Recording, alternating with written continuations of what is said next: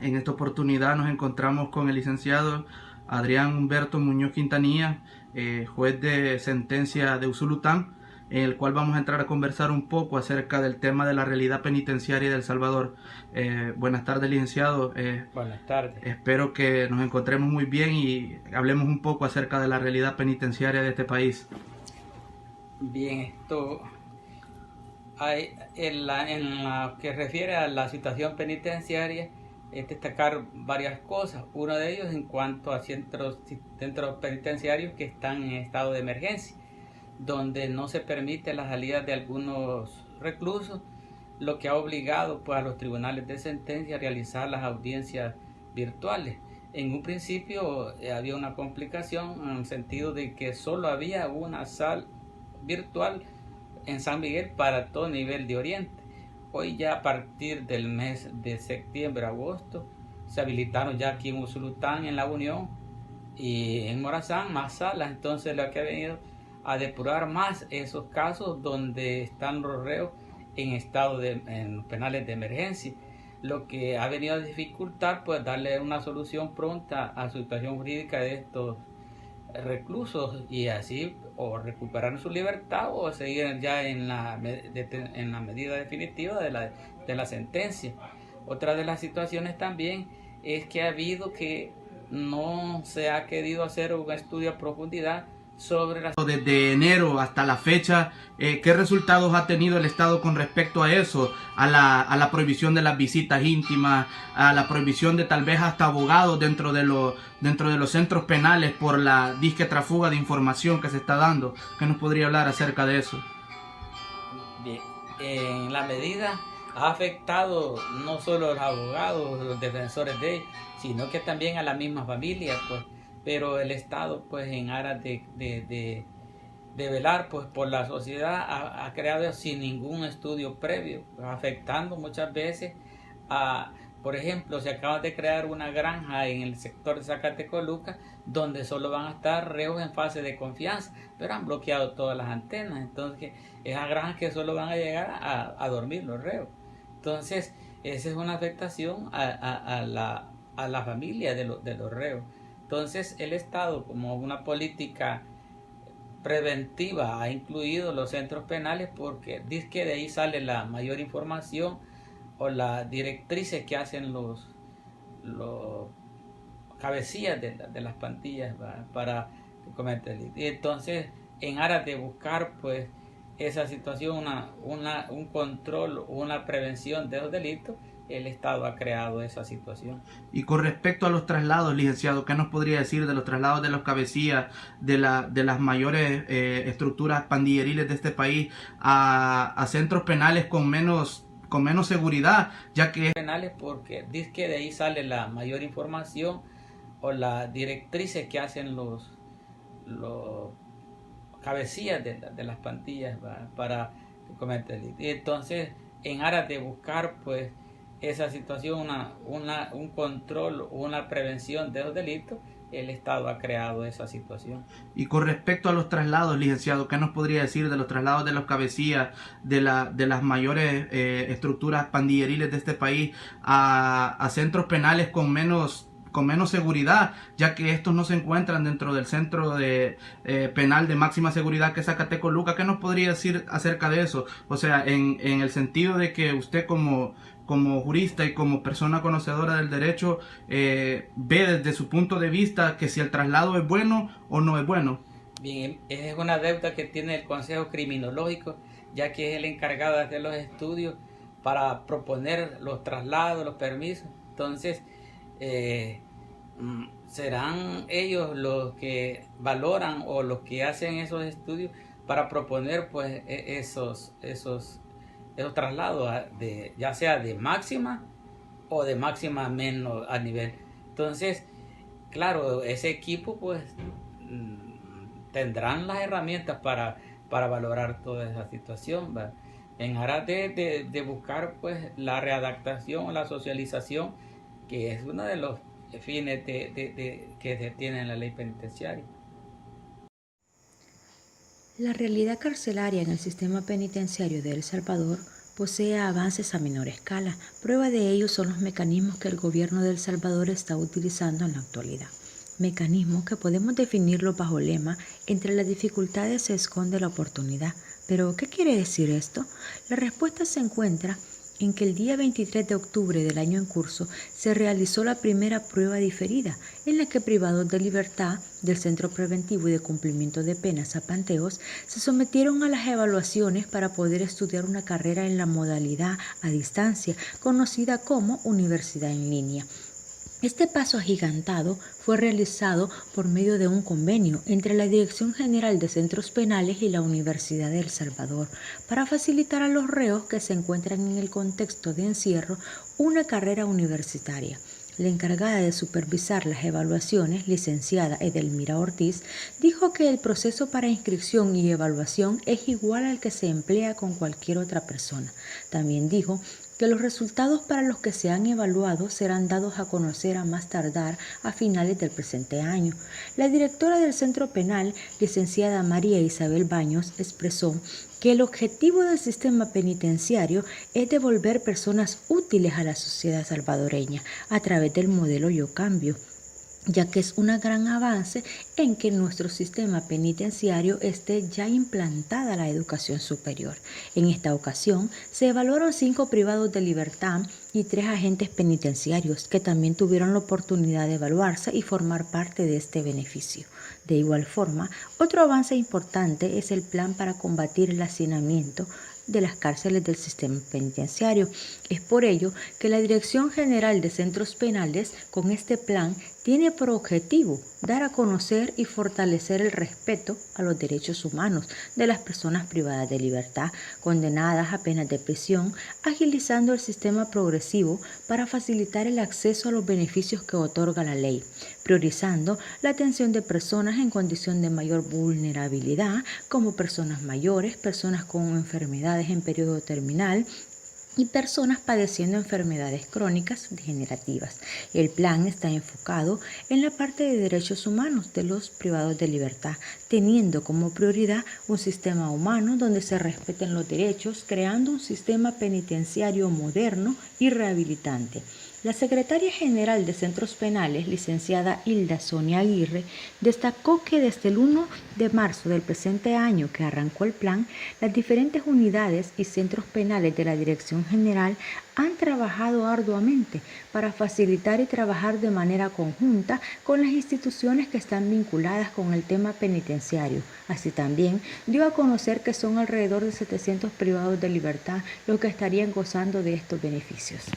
Continuando con el tema de la realidad carcelaria, en el periodo del mes de enero al mes de octubre del año 2017 en El Salvador, como bien sabemos, El Salvador es uno de los países cuya realidad carcelaria es extremadamente degradante e inhumana.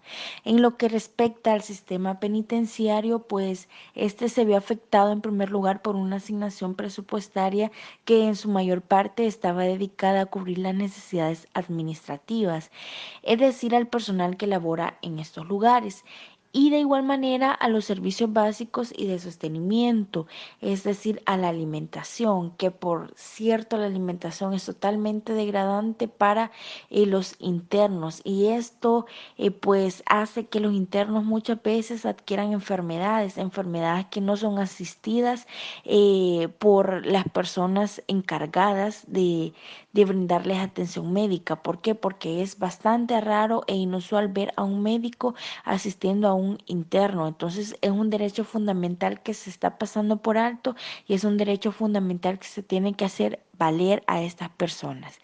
En pleno 2017 existe en nuestro país una sobrepoblación carcelaria exagerada y por ende un total hacinamiento exagerado. De igual manera existe un ocio carcelario, también inadecuados programas de clasificación.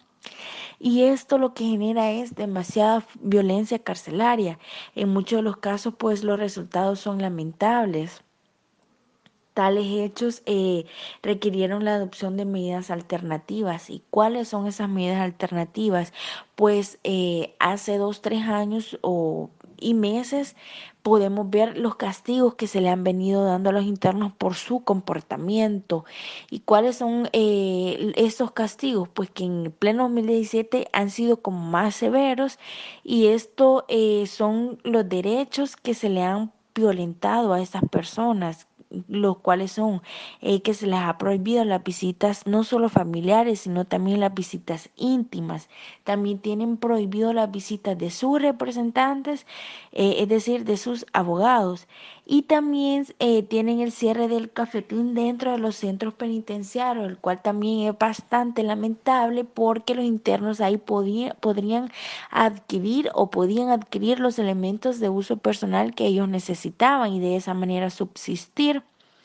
Los internos vienen, además de sufrir las causas que motivan el hecho del que se les acusa que cometieron, es decir, del hecho delictivo que cometieron, también sufren de desintegración familiar. ¿Por qué? Porque al cumplir la pena, al cumplir su condena, se separan totalmente, se desligan de su familia, también pierden su trabajo, no tienen diversión, no tienen esparcimiento ni espacio personal. ¿Y esto por qué? Porque podemos ver de que en el año 2017 ha incrementado totalmente el número de internos, y si en una celda con capacidad de 15 a 20 personas hay hasta 60 internos dentro de cada celda. Entonces, la pregunta es, ¿qué espacio personal o qué esparcimiento tienen esta persona? Y la respuesta es ninguna. La respuesta es ninguna, porque no tienen espacio personal. La verdad es que es demasiado la sobrepoblación carcelaria que existe en los centros penitenciarios. Y está de más mencionar que El Salvador se ha convertido ya en el año 2017 en el cuarto país con mayor población carcelaria, provocando esto de verdad innumerables enfermedades e incluso muerte en los internos. Como se puede observar en la siguiente diapositiva, el límite de la detención provisional cumplida hasta septiembre del 2017 es de 3.144 y en octubre son 3.264, que serían 120 detenciones más. Ya en enero del 2018 se espera que sean 3.769, que serían 625 más de las que habían en septiembre del 2017. En la siguiente gráfica se puede observar lo que es el porcentaje de reincidencia, que de un total de 38.893, 7.276 vuelven a reincidir, que corresponde al 18.71%, y el 31.617, que correspondería al 81.29%, no vuelven a cometer los delitos. En la clasificación de los internos del sistema penitenciario, que se da por sexo, el 90%, que corresponde a 3.849 del sexo femenino, y el 90.10%, que corresponde al 35.044 del sexo masculino. La interna extranjera, que corresponde a 519 personas, esto tiene un porcentaje de 1.33% del 100% de toda la población interna. En la gráfica se encuentran personas de Nicaragua, Guatemala, Honduras, ecuatorianos, de Colombia, mexicanos, estadounidenses, franceses, rumanos, de Chile, de España, rusos, incluso de Rica, taiwaneses, turcos, peruanos e iraníes. De estos últimos solo hay una persona extranjera de cada una de ellos, y de los que más hay son de Nicaragua, que son 149. Los domicilios de la población privada de libertad en San Salvador tenemos 1.829 personas. Ya en la libertad se encuentran 4.431. Aquí en San Miguel tenemos lo que son 3.197, y a donde menos se encuentran es en Cabañas, que son 698. En la distribución de la población interna, como corresponde en San Salvador, de los 11.829, en la capital tenemos los que son 2.780. Ya en Soyapango se encuentran 1.397, y donde menos se encuentran es en Rosario de Mora, que son 103. En la distribución de la población interna de la Libertad, que son 4.431, donde más se tienen distribuido estas poblaciones en Colón, contando con 782, en la Libertad con 667, ya en Jicalapa son 30. Siguiendo con la distribución de la población interna, ahora correspondiente a Santa Ana, en Santa Ana hay 2.116, siendo en Mazahuat de los internos que solo hay 3. Siguiendo con la temática, haré mención sobre los datos que encontramos del mes de enero al mes de octubre del año 2017, en el cual se encuentra la situación jurídica de la población privada de libertad, la cual se divide en 2 grupos, los condenados y los procesados.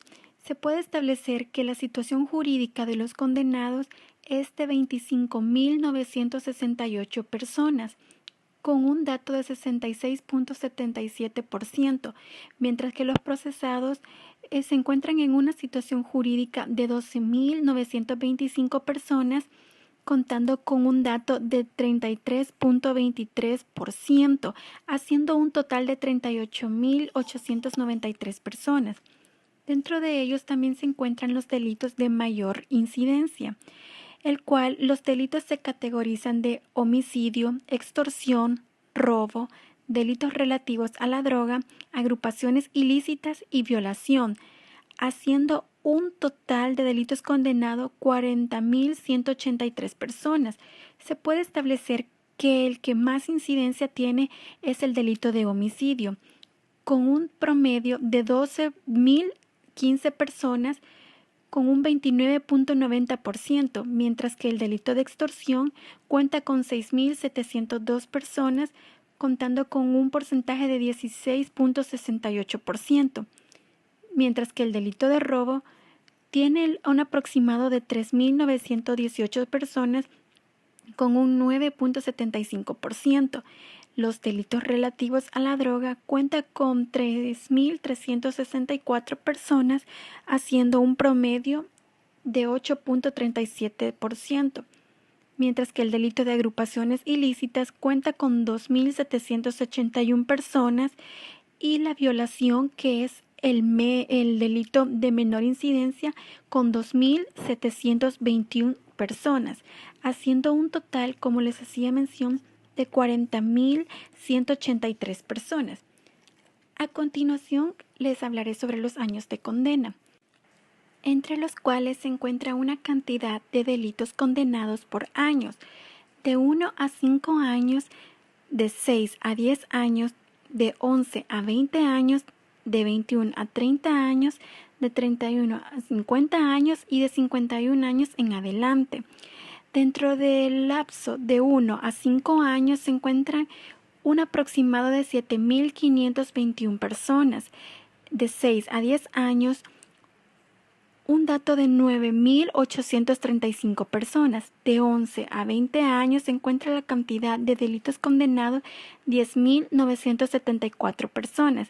De 21 a 30 años, un aproximado de 5.699. De 31 a 50 años, un aproximado de 3.675, y de 51 años en adelante, un promedio de 2.189, haciendo un total de delitos condenados 40.183 personas. En cuanto a la distribución de reos comunes y de pandilleros en los centros penitenciarios del país, los más relevantes se encuentra la población que está en el centro penitenciario de La Esperanza, Mariona, con 5.515 reos comunes, 84 de la MS, 81 de la 18, 32 de la máquina, 68 de la Mara DM y 65 de la Miranda Loca.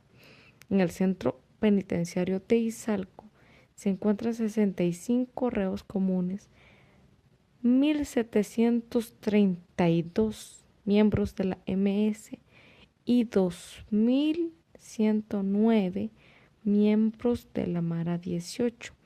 Y en este se encuentra un miembro de la máquina. En cuanto al centro penitenciario de Ciudad Barrios, se encuentran 25 reos comunes y 2.939 miembros de la Mara MS. En el centro penitenciario de Chalatenango se encuentran 7 reos comunes y 1.617 miembros de la Mara MS. En el centro penitenciario de Quesaltepeque se encuentran 19 reos comunes y 2.797 miembros de la Mara 18. En San Francisco Gotera se encuentran 16 reos comunes y 1.110 miembros de la Mara 18. En cuanto a la población penitenciaria, la capacidad instalada y la sobrepoblación en cada centro penitenciario del país, tenemos los más sobrepoblados, que son el centro penitenciario de Ilopango, que tiene una sobrepoblación de 1.853 reos, con una capacidad instalada de 220. El centro penitenciario La Esperanza, con una sobrepoblación de 3.801 y una capacidad instalada de 1.200. El centro penitenciario de San Vicente, con una capacidad instalada para 400 reclusos y tiene una sobrepoblación de 1.406. El centro penitenciario de Ciudad Barrios, con una capacidad instalada para 1.000 reclusos y una sobrepoblación de 1.746. El centro penitenciario de Izalco, con una población de 2.226 reos y una capacidad instalada de 768. Su sobrepoblación equivale exactamente a 1.458 reclusos. El centro penitenciario de La Unión, con una capacidad de 100 y una sobrepoblación de 296. El centro penitenciario de Usulután, que tiene una sobrepoblación de 1.130 reclusos, al igual que el centro penitenciario de San Miguel, con una sobrepoblación de 1.306 reclusos y una capacidad instalada de 180.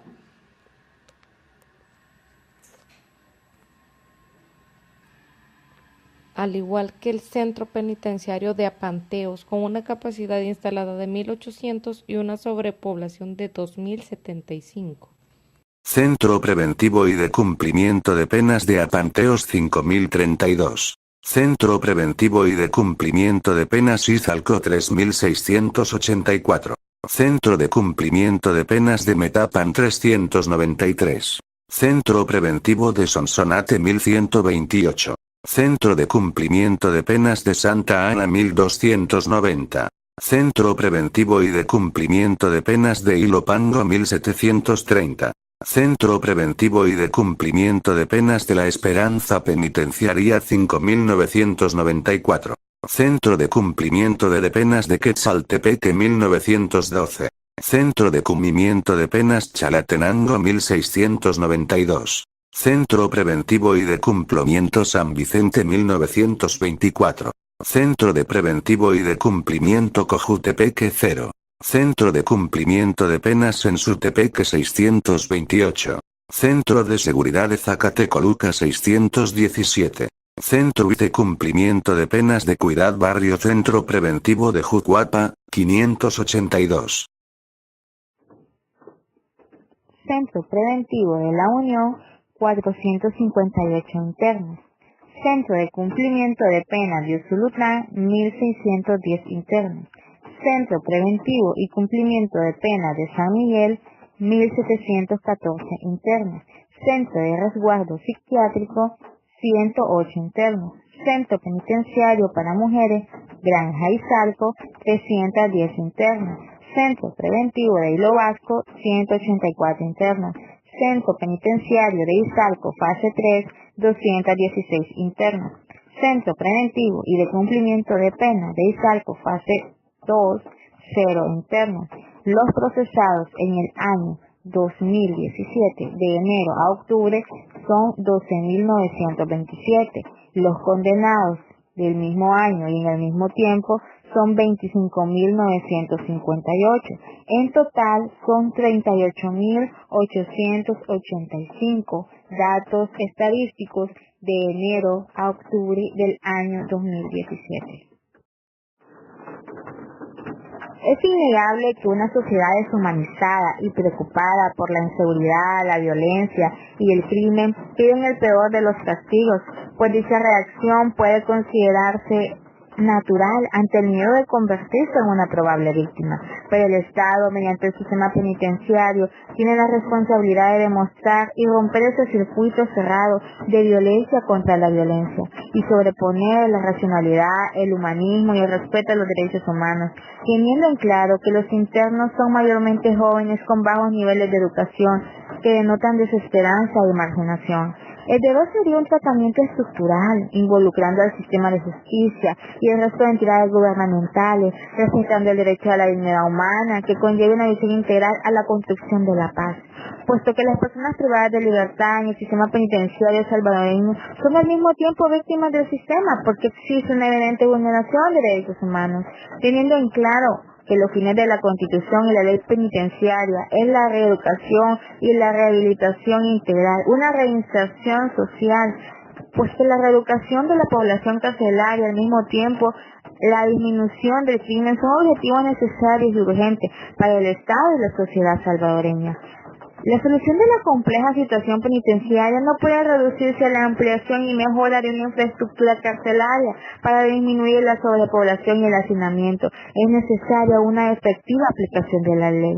No puede concebir el Estado o ir en retroceso a pensar que nada más son bodegas de encierro y aislamiento de personas que por haber producido un daño a la sociedad y como medida que busca la rehabilitación de las personas principales de libertad, tenerlas aisladas totalmente, sino que debe existir el respeto a derechos y garantías. La pena tiene el propósito de la rehabilitación del interno, pero al mismo tiempo debe tener el objetivo principal de una reinserción social, de que esa persona comprenda que ha cometido un error, que debe ser sancionado, que por eso mismo está cumpliendo una pena, pero de que de igual forma al esto subsanarse o al cumplirse, esta persona puede volver a reinsertarse en la sociedad, puede volver a tener una productividad, puede volver a identificarse con una familia, puede volver a demostrar las destrezas que ha aprendido conforme a los diferentes programas establecidos.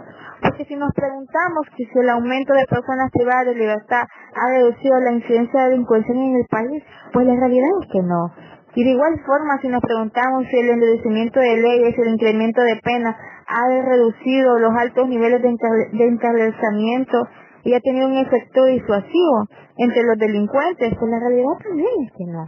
Porque no se trata nada más de endurecer las penas o de que la estadía de los internos sea de una manera dura, sin respetar los derechos humanos de los mismos.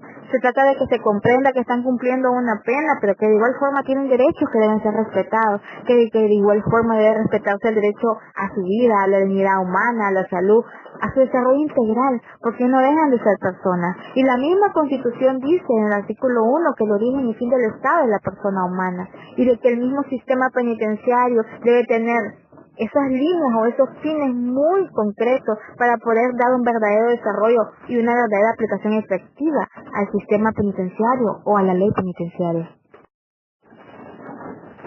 Es necesario comprender que no todos los centros penitenciarios han sido construidos con el propósito de funcionar como prisiones, pues tuvieron otros fines anteriormente como caballerizas, cuarteles militares, ingenios, y que por falta de infraestructura y recursos económicos, el Estado los adecuó como centros de privaciones de libertad.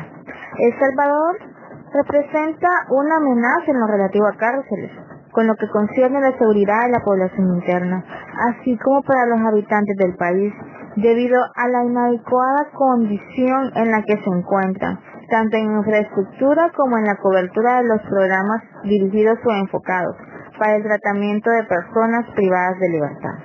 Los recursos con los que cuenta la Dirección General de Centros Penales para la gestión de las prisiones son insuficientes si consideramos la envergadura de la problemática y los niveles de hacinamiento que los centros penales exhiben en la actualidad.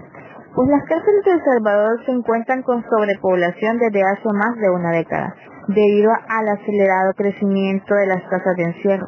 Desde inicios de la década pasada, su densidad poblacional rondaba los 120 internos por cada 100 plazas. El Comité Europeo para la Población Criminal establece que cuando la densidad carcelaria supere el 100% de la capacidad instalada, es considerada como sobrepoblación penitenciaria, mientras que cuando supere el 120% se denomina sobrepoblación crítica o hacinamiento. Desde la perspectiva sistemática bajo la cual se ha impulsado la reforma penitenciaria, el Ministerio de Salud debiera asegurar la atención misma, ya que las personas que albergan las cárceles del país, además de ser amparadas por el derecho nacional, también están respaldadas por las normas internacionales. De acuerdo a diversos tratados internacionales y a la legislación nacional, la población reclusa conserva los mismos derechos que el resto de las personas que viven en situaciones de libertad, a excepción del derecho de la libertad ambulatoria. Los privados de libertad no pierden su derecho a la salud, tanto física como emocional. De igual forma, conservan su derecho a una atención médica cuyo nivel sea como mínimo el mismo que goce la población en general, tal y como lo manda el Pacto Internacional de Derechos Económicos, Sociales y Culturales en su artículo 12, en lo que no se hace distinción de las personas para el goce de este derecho. El problema es que la falta de recursos en los centros penales no es únicamente de medicamentos ni de profesionales de la salud, sino también de custodios que atienden y vigilen el traslado a los hospitales o centros asistenciales, como de ventilación, como de sano esparcimiento, como de programas que permitan que las personas o los internos que están ahí puedan desarrollarse, puedan adquirir aptitudes o aptitudes para obtener una mejor destreza y sean acciones productivas cuando ellos cumplan una pena, una verdadera reinserción social que les permita poder contribuir a la sociedad. De igual manera, estos son los fines que persigue la ley penitenciaria en el artículo 69, pues establece que los centros penitenciarios deberán constar con dormitorios individuales, colectivos, enfermerías, clínicas médicas, psicológicas, instalaciones deportivas y recreativas, salas o espacios adecuados para recibir visitas, instalaciones sanitarias adecuadas, escuelas, bibliotecas, salas de estudio, talleres, lugares de trabajo adecuados a las modalidades de cada establecimiento, lo cual implica que la ley establece taxativamente cuáles son los parámetros a seguir. Lastimosamente, en la realidad y mediante los análisis que hemos desarrollado, no podemos concretar o concluir de que se cumplen en totalidad, pues el sistema penitenciario tiene una gran déficit en eso. Podemos decir que está pasando por una crisis que no permite que realmente se desarrolle una verdadera reinserción social en un mediano plazo.